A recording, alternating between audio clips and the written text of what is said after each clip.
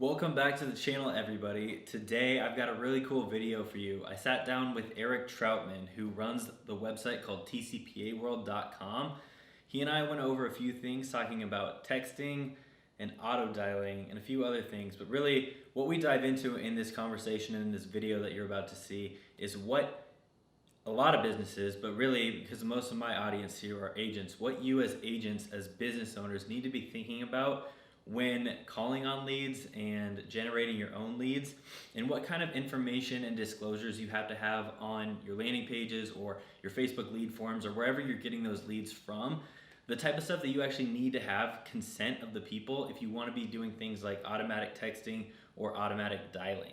And it really brings up a good point that if you're not generating your own leads and if you're not taking control of that for your own business, you need to make sure that where you're buying your leads from is actually going through and getting this consent and getting the things that you need to be compliant so you're not stuck with a big lawsuit or anything like that. So I hope this brings a lot of light and a lot of information to you guys, and I hope it's really helpful. If you have any questions, which I'm sure you will because I had a lot of questions as I went through it, I think I asked some that most of you were thinking of, but if you have any questions, drop them in the comments below and I'll reach out to Eric and get those answered for you.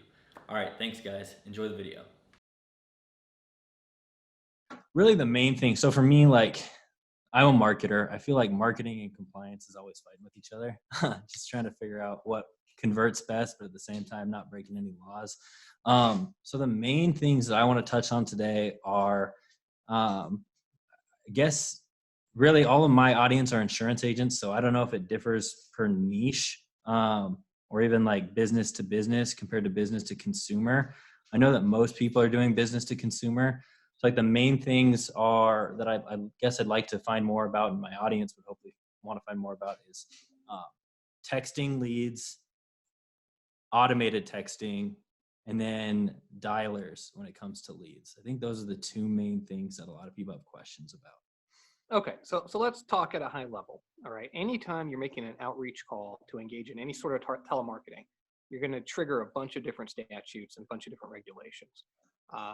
First, you have to know the telemarketing sales rules. You have to be aware of the TSR that has a bunch of limitations in terms of when you can call and how you can call and what people you can call, especially if they're on the DNC list, right? So does this apply if somebody has like opted in to like give you their information? No, if somebody is opting in and it's a legitimate, valid lead, and they're asking you specifically, person, to call, then you're going to have either an inquiry or an EBR, established business relationship, that's going to allow you to make calls to that number, at least for a specified period of time. But remember, the DNC covers manual calls as well. Any call is going to be subject to the DNC rules of the TSR if it's a marketing call. Now, if you are using automated technology, then there's an entirely different, and I would argue more important, body of law that you have to be completely aware of, and that's the TCPA, the Telephone Consumer Protection Act. And that statute is just brutal. It has a $500 up to $1,500 private right of action, so anyone can sue you if you violate the statute, not just a regulator, anybody. $500 a call. And you have to have the express written consent of the person whose phone number you are calling before you can engage in any sort of marketing using automated technology. Now, there's a whole bunch of vague terms in there. Unfortunately, what constitutes an ATDS, an automatic telephone dialing system, is an open question. The courts are in complete disagreement about it, so it's best to be conservative. We can talk about that in a few minutes if you'd like. But if you're using a pre-recorded voice, that is always going to trigger the statute, so keep that in mind. And again, if you are making a marketing call, you have to engage in prior written consent. You have to have prior written consent. And that just doesn't mean, somebody clicks a box and it's vague. They have to have been conspicuously informed that you, as the seller, are the person that is going to contact them using automated technology for promotional purposes at a specific phone number. And this has to be separately signed and accepted and conspicuously laid out outside of any other copy on the website, okay? It's not impossible to get. In fact, many of my clients successfully get this stuff all the time, but it is challenging to get. And you have to make sure that you have obtained it properly Otherwise, using that automated technology is going to land you in a world of hurt. Okay. Perfect. So I think most of the people watching are dealing with, well, I know that most of the people, all the people in my group are generating their own leads. So it's coming from their Facebook ad, their landing page. So they have complete control over that. So let's just focus on them first. What do they need to have? So I guess if they don't have any sort of language, that's where they're not allowed to use the automated system. Yeah, no, you got it. I mean, let's say you've got an ad that says, call Bill's insurance company, and they call you up. Well, it's an inbound call, so you're allowed to talk to them all you want. If they call you inbound, if it's just a click and then it creates a little lead somehow, presumably they're entering phone number information. Right. Hopefully they're giving you some information. That will be sufficient to allow you to make certain categories of calls, informational calls, but it will not allow you to make marketing calls.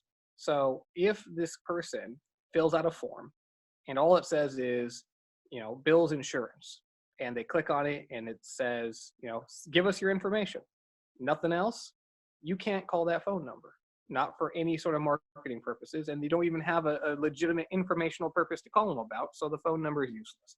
What you have to have on that page is disclosures telling that consumer what's going to happen when they provide that phone number and click that button, right?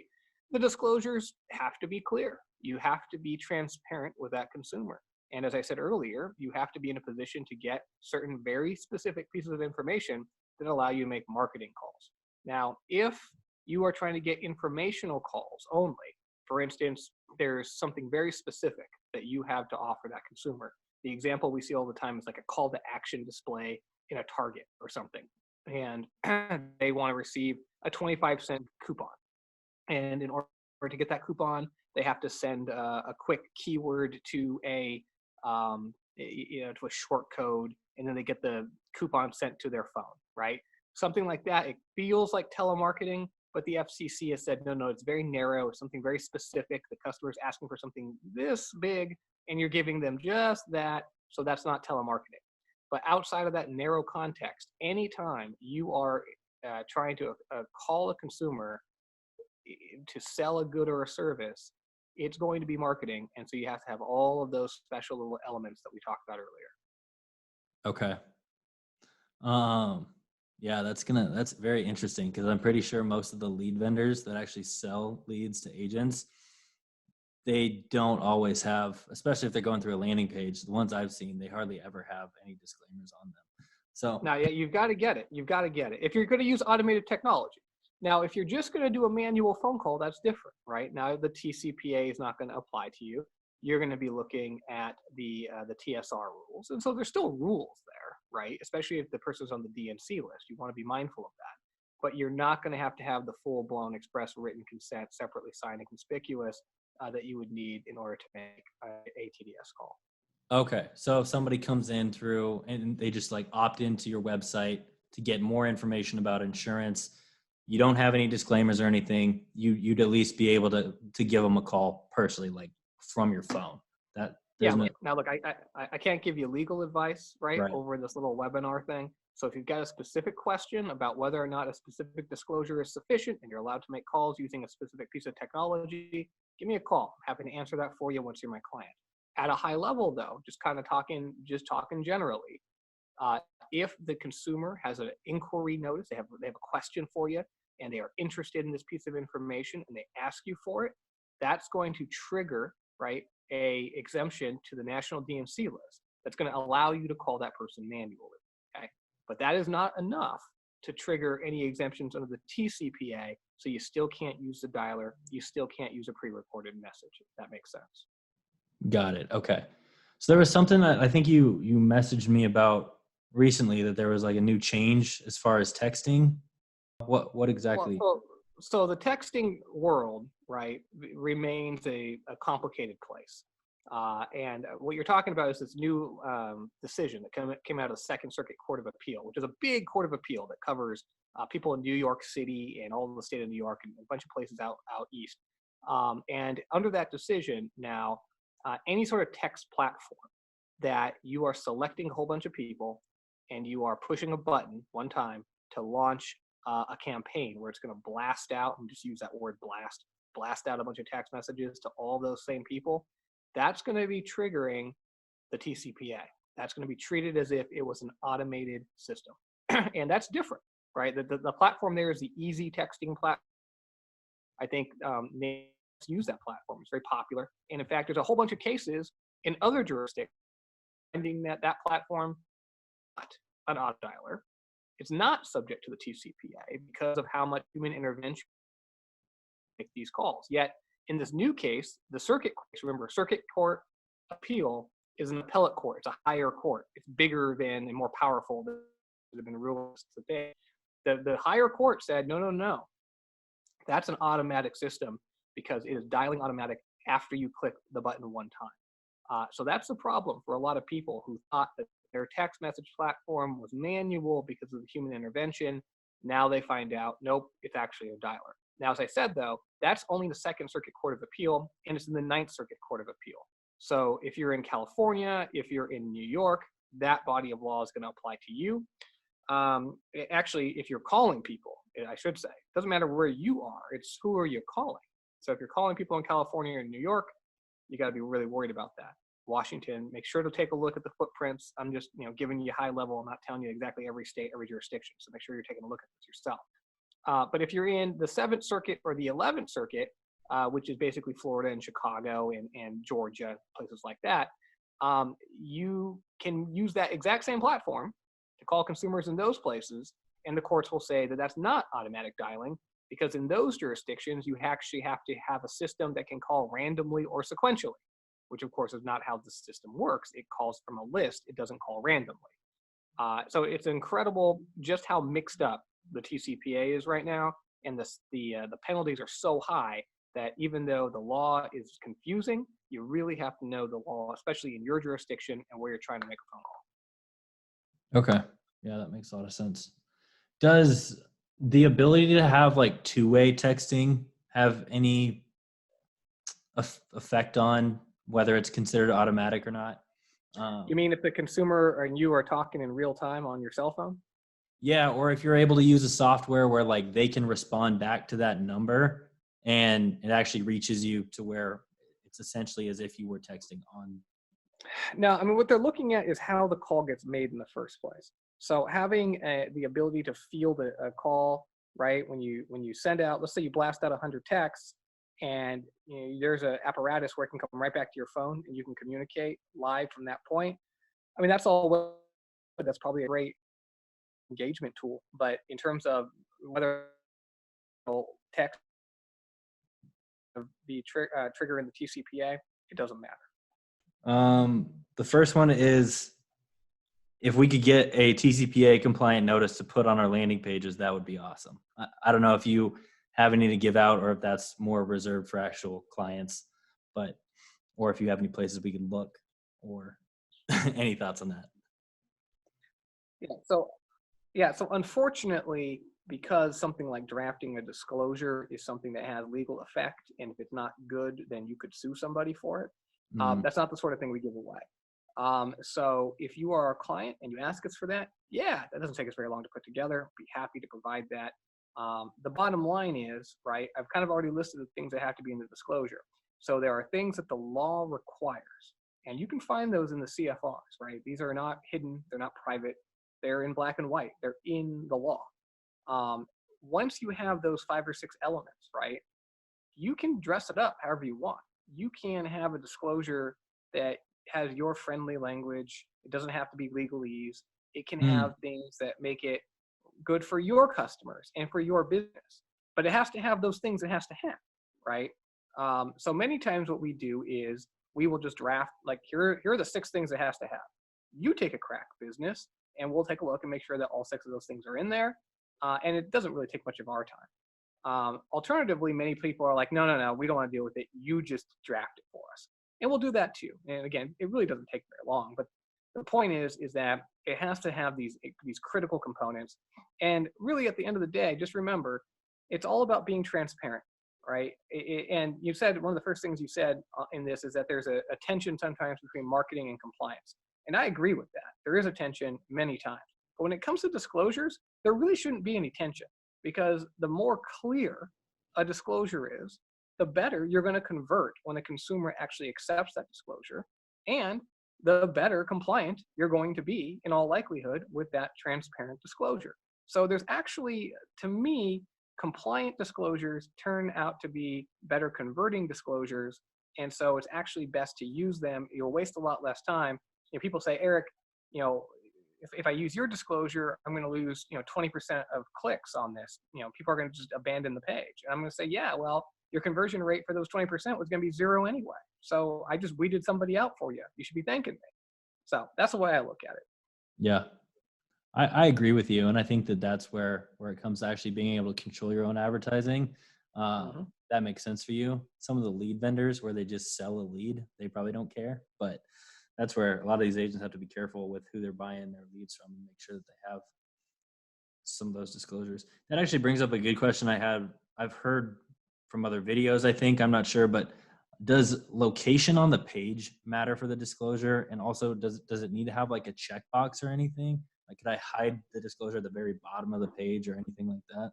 Yeah, no, don't do that. Again, transparency, right, is the key. And just like I said earlier about different jurisdictions looking at the law differently, the courts are kind of all over the map when it comes to what is a conspicuous disclosure, what is an enforceable disclosure. And if you look at courts in like Massachusetts and Connecticut, they're really bad. And by bad, I mean they're very consumer oriented. And if you don't have a very, very clear disclosure that's like prominent, big font on top of the button, something you just cannot miss, then they're going to look at your disclosure and wonder if they're going to enforce it or not. For the most part, if you have just regular sized font and it's above the button, right, so the consumer has to see this disclosure, if they choose to gloss over it and not read it, that's their business. Now, express written consent is one of these things, though, that does have to be signed, all right? Now, clicking a button does constitute a signature under most circumstances, under the e-sign act. So you're okay, but it is best, it is not technically required, but it is best, really, really, really best, if you have a checkbox, an affirmative checkbox that the consumer has to check in order to give you that express written consent. Now, the TSRs have a completely separate set of rules, and the TSRs also, where you have to have express written consent, they like to see that checkbox be unchecked, and then the consumer has to affirmatively check it, okay? But you can get away under the TCPA. There's a little bit of wiggle room. But again, best practice is you have a box and you make folks check it. Okay. That actually brings up another question too. So is there a difference between marketing to consumers and then B2B? So when you are marketing to consumers, you're going to have the fullest extent of all the laws are going to apply to you, okay? When you're marketing to the business, you're going to have a little bit of protection, not under the TCPA, okay? The TCPA, if you are calling a cell phone, it does not matter if it's a business cell phone or a residential cell phone. It does not matter, okay? It's going to apply to you. But if you are calling a business number for B2B sales, then the TSR is not going to apply to you. Plus, it has been held that holding out a business number for business purposes is an invitation for some purposes, for instance, for fax purposes under the TCPA. So there's a little bit more leeway and leniency if you're calling a business line, but these are really kind of technical rules. Again, this is not legal advice. I'm just trying to talk at a high level about the lay of the land here. It's still dangerous, and there are still laws that apply. There's a little less of the laws that apply, but there's still a good network of laws. So don't go out there and think, oh, I'm just calling businesses, I'm safe. No. People will get themselves killed doing that under the TCPA, because there are a lot of sharks out there, manufactured lawsuit guys that will have a website, right, and have a business name and put their cell phone number on that business specifically so that you call them thinking that you're allowed to call them. But you're not. TCPA said you cannot use automatic technology to dial a cell phone for marketing purposes without express written consent, and it doesn't matter if it's a business or a consumer, okay? So don't fall for that trap. Yeah, that's tough. That's crazy. So once you have that express written consent, are there still any rules that you can't, like, are there any dialers that are off limits at all, even if you have that consent or anything like that?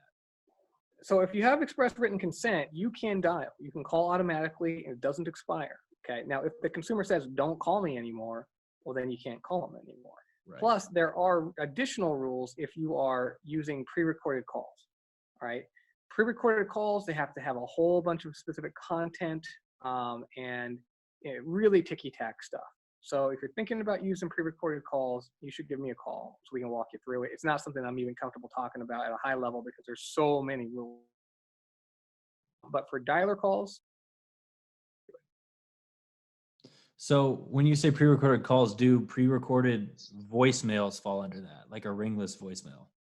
yeah, yes, do absolutely. The courts, look, I'm not telling you they should. I'm not telling you this is what the law should be, but the courts have been very consistent that a pre-recorded voicemail is going to be treated as a pre-recorded call for purposes of TCPA. Again, I mean, I don't necessarily think that's the right answer. I think that there's an argument that that is incorrect, and maybe one day the Supreme Court strikes that down, but it seems unlikely to happen for a long time. Okay. Awesome. And then the last question is, how would they ever know you're using an auto dialer? Or how would they know that you're using like an auto texting or even for the ringless voicemails? So the courts will let them find out. Understand, this is an extremely hotly litigated area of law. Again, $500 per call, folks. Who doesn't want $500 in their pocket, right? And there are sharks out there. Again, this is their business. This is their livelihood. This is what they do for a living. It's collect phone calls and sue people.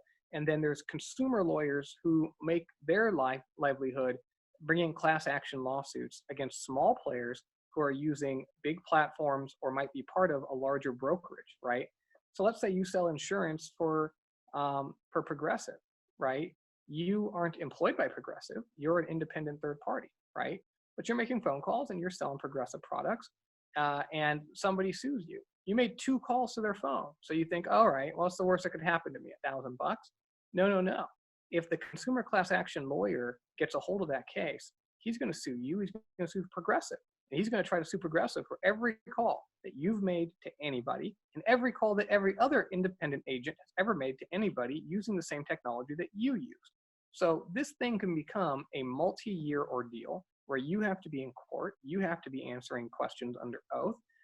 If things go really bad in the case and there's a judgment entered, it could be for billions of dollars, and your name might end up being on that judgment. This stuff is really very potent, very powerful. So how do people find out that what technology you're using? They shoot first and they ask questions later. Happens all the time. They'll file a lawsuit against you because, again, they don't want to get to your pockets. Your pockets probably aren't that deep, but if they are deep, good for you. They'll come after that money too. But they're going to try to get to your employer. They're going to try to get to the brand that you're representing. They're going to try to get to the insurance product that you're selling. And they will sue you saying your call was made using an ATDS. Your call was made using a ringless voicemail. Your call was made using a pre-recorded call. And they'll make you prove that you weren't using that technology. And the courts, unfortunately, are letting people get away with this. You file a vague complaint that says they used an ATDS, they used technology, they make these allegations on what's called information and belief, which is they just have to have kind of a good faith belief because they heard it, a click or a pause, or there was a delay when they answered the phone, or, something, some nonsense. And that, for the most part, is enough for courts to let these cases go into what's called discovery. And then they'll send you a bunch of questions, or maybe they'll take your deposition, and they'll say specifically, how did you make these calls? And remember, the law is very vague right now. And so there's a lot of leeway given to the plaintiffs in these cases. So keep it in mind. One thing that just came to mind as we were talking, so say you have express written consent and then you text somebody, I'm pretty sure you have to have the ability for them to opt out, but do you have to have a message in every single message you send that's like reply stop in order to get out of this?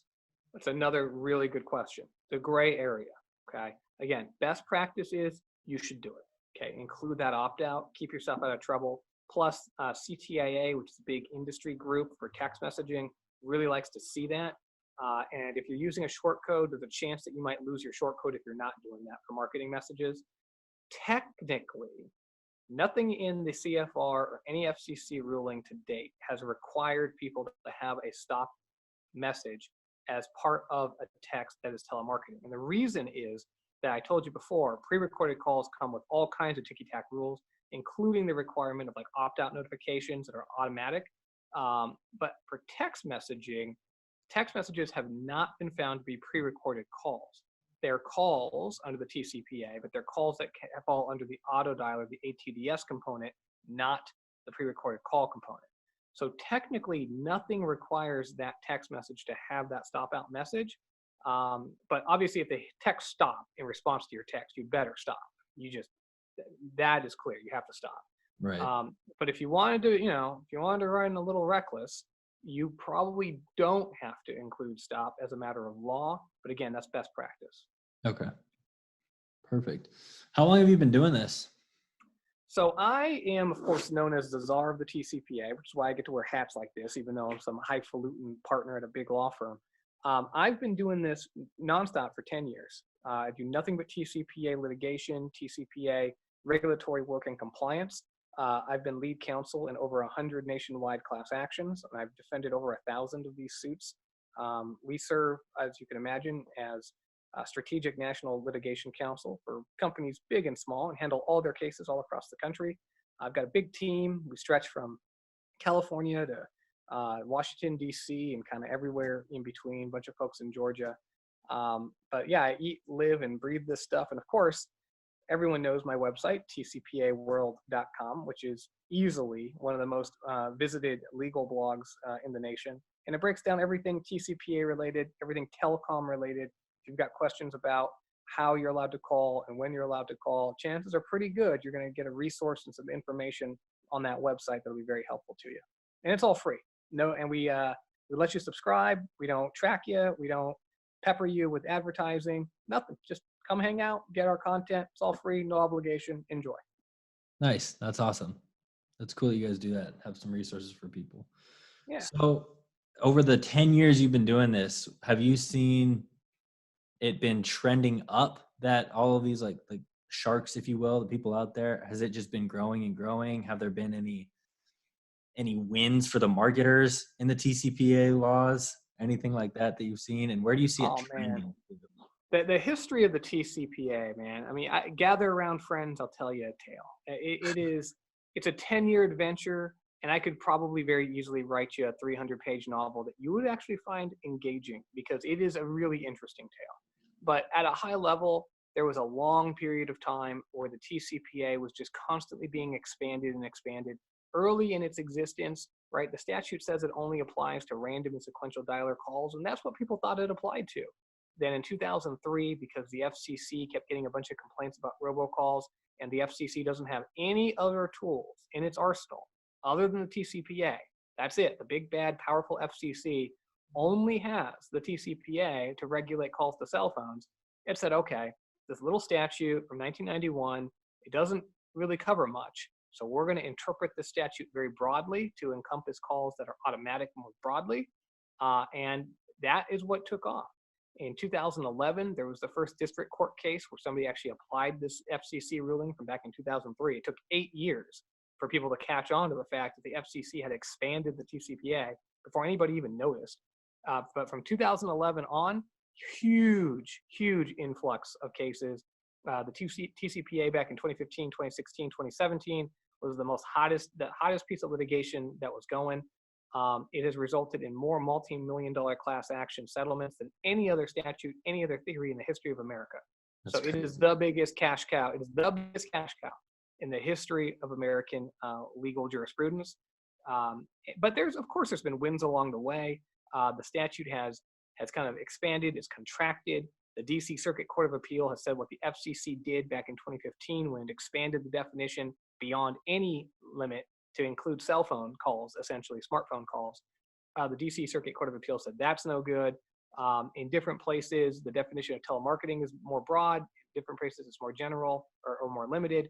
But the wins, the contraction, the limitations, it's all a patchwork, unfortunately.